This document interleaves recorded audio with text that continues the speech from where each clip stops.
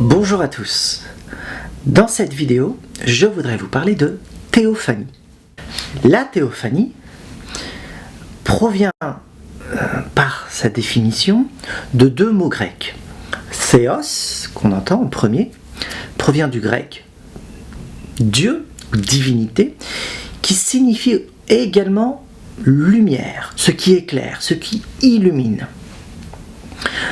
Le deuxième mot, phanès, phénomène, ça a donné le mot en français phénomène, phanès veut dire apparaître. Donc, dans le concept, c'est la divinité, une lumière qui apparaît. Tel est le principe de la théophanie. C'est une lumière qui apparaît. Lumineux. Alors, lumineux veut dire divinité. C'est une divinité quelconque qui apparaît à la lumière du jour. Non pas comme une vision ou une apparition, mais ce qui manifeste, c'est un synonyme dans ces cas-là, ce qui manifeste ce qui est caché. Donc théophanie, c'est un concept qui inclut d'une part une apparition du caché vers l'apparition, vers l'apparent, et d'autre part de quelque chose de l'ordre de la divinité qui se dévoile au monde.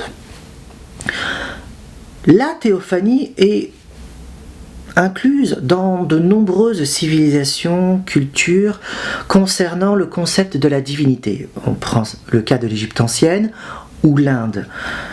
Ces deux civilisations conçoivent leur divinité comme des théophanies. C'est-à-dire c'est quelque chose de caché qui apparaît au monde. Et qu'est-ce que cette apparition ? Ce n'est rien d'autre que la nature. Nous-mêmes également, puisque nous appartenons à la nature. Donc, toute la nature est une théophanie des divinités, voire de la divinité initiale et primordiale. Parce que dans ces deux civilisations-là, il y a une divinité foncière, primordiale, impalpable, innommable, cachée, secrète, qui commence à vouloir se dévoiler au monde. Et en se dévoilant, elle crée sa propre théophanie.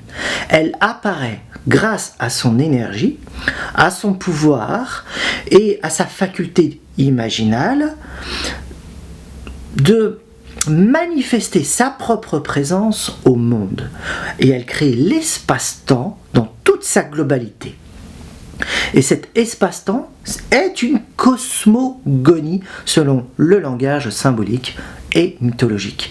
Donc, les mythes de ces deux cultures évoquent des apparitions de la divinité, des théophanies de la divinité, par laquelle toute la nature se manifeste et manifeste la divinité, par étapes et pas à pas. Donc ce sont des forces archétypales qui se dévoilent au monde. C'est ainsi qu'en fin de compte, dans le jeu théophanique, lorsqu'il y a ce dévoilement de quelque chose de caché, d'impalpable, d'innommable, des formes et des images apparaissent. Des formes tangibles, donc le monde de la nature, des animaux, le vent, la pluie, les fleurs, quelque chose de palpable, et également à l'intérieur de nous, c'est-à-dire le jeu des images. Cette même divinité qui est à l'origine de la création, dans la cosmogonie, agit similairement et pareillement à l'intérieur de nous. Elle se manifeste à nous, c'est une théophanie intérieure. Par conséquent, théophanie rejoint le côté illumination, inspiration, dévoilement, révélation. Elle se dévoile à l'intérieur de nous à travers des jeux d'images. Nous percevons des choses, nous comprenons certaines choses à travers des formes intériorisées dans le monde des images, de l'imagination. C'est ainsi qu'il y a un rapport miroir entre la création de l'univers et ma propre création. Donc la cosmogonie rejoint par similarité l'ontologie, mon apparition au monde. Donc la théophanie est un couplage mythologique, donc le langage mythologique conçoit un rapport miroir entre le monde extérieur et le monde intérieur. C'est ainsi que le mythe expose un langage symbolique qui joint deux mondes opposés. un monde visible extérieur et un monde psychique intérieur, exposé dans un langage symbolique pour qu'on prenne conscience de ce rapport théophanique de la divinité.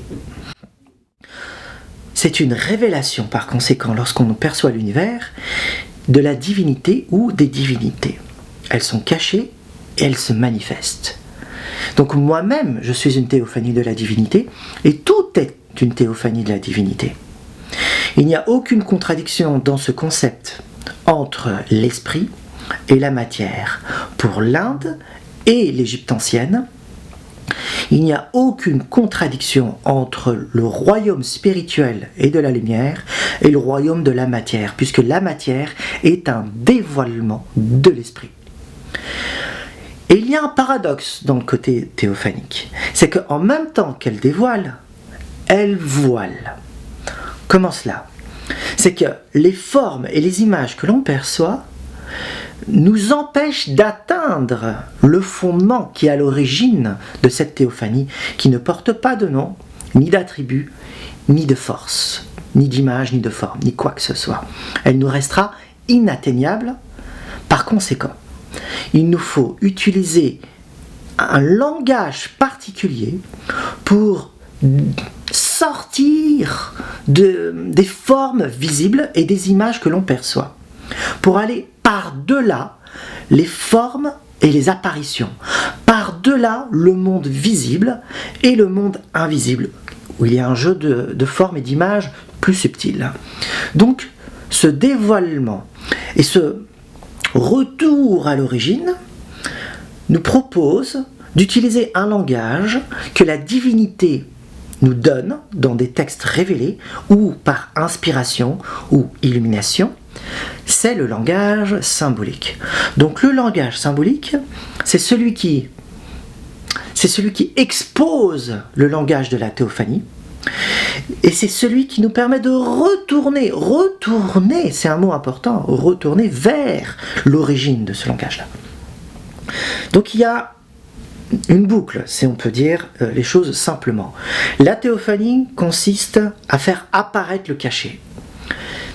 Et maintenant, tout ce qui est dévoilé porte des formes et des images symboliques, puisque tout est symbolique dans ces cas-là, pour retourner au point originel. C'est le retour. Donc il y a un aller et un retour. C'est ainsi que le paradoxe de la théophanie nous montre une voie spirituelle paradoxale.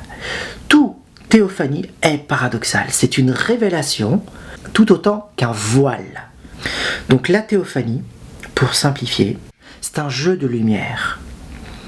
La lumière provient de la divinité, mais la lumière nous appelle à revenir vers la divinité.